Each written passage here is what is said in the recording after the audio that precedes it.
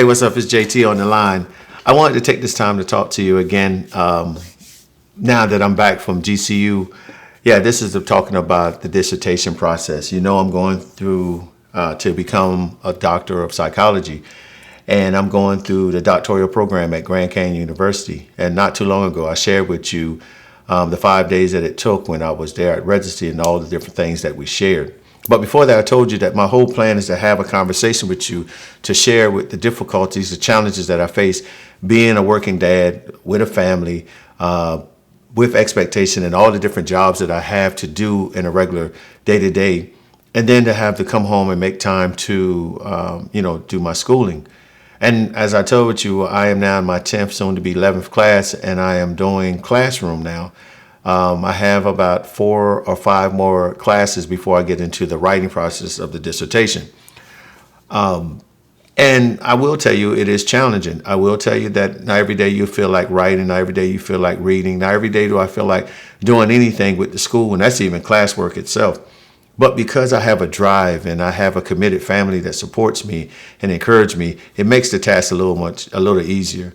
I mean, any given minute, you can have my kids run through and jump in the video. That's what it's all about. And I want y'all to see the true picture of what it is to be a dad, and one that provides for his family and a family man at that, and to try to do the paperwork that is needed, to sustain myself, to make sure that I'm in the running, or at least complete the doctors in the time that I've set, in the time that the university has set.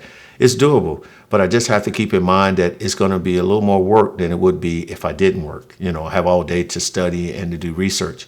I told you when I talked to you last that I'm going to give you a little pointers of what I do to help me to get through it. Again, we won't know how well I do until at the very end. But right now, for what after coming from residency and with the classwork here, I feel very comfortable in my current position. Moving forward, I think it's going to be even greater as I learn and get more comfortable about researching. And that's the one thing I want y'all to understand. When you look at your doctoral program, I want you to look at it as an opportunity to learn more about whatever your topic is. This is just what it is. It's research. So you want to look what everybody has said about your particular topic. If it was about apples, again, as I shared before, you want to know everything about the apple. You want to know the history of it. You want to know different colors that come in, the different flavors. You want to hear what people talk about, how good or bad, the medical diagnosis of it, down to the common practice, what they use it for, how they cook it, or whatever. Everything that deals with an apple, you want to know. Because when you go to write your dissertation, you want that to be like secondhand to you. You won't have to sit there and go fish for knowledge. It's going to be firsthand in you. And plus, you want to have the documentations to support what you're saying. So that's why they encourage you to read, and read again. Well, what I'm saying to you is come up with a software or program, one that helps you to keep a track of what you have researched. So you won't be going over the same articles, looking over the same thing. Be able to create a citations where you can have a list of it. So when the time comes you need to come up with your citations or your references, you can just pull it from your software. Along with that, you want to find a software that you're able to maybe copy the research that you found and write your footnotes on it and store it somewhere. So later on, when the time comes that you need to pull information from it, you don't have to read that whole article in entirety or look for your little highlight spot. You can just click over there to your notes and see what you wrote about that particular article. And then if you need to refresh yourself, at least you know what you're going into. Because after a while, you're going to read 50, 60, 70 different articles. And in some cases, some of the people that you're reading the article from have cited the article that you're reading. So you may read some verbiage 3, 4, 5 times. So you want to make sure that you're not reciting something that is already written down as a note in one of your notes that you have put when it comes to that particular article. Again, what you want to do now is try to come up with some type of process that tells you what type of article that you're writing and what you want to use it for. If it's more of history, then group your writing or the views that you have, or the research paper, the articles that you read, the books that you read, and put them under a citation and say, hey, history. If it's descriptive. If it's talking about opportunity, put that down. If you feel you could use it for history, framework, methodology, or data saving, whatever you want to do, is just start coming up with little programs to help you to identify and kind of categorize them in a way that's going to make it easy for you to go back and then find them when needed. One thing I would add that you could do is get with your school and see if you can get a rough draft or a layout for what the dissertation is asking. So now what you can do in your research, you can kind of hone into the different categories that they have listed, and then you can start trying to find research that you can tag to those different areas so that when you again get to the writing process, all that information is right there.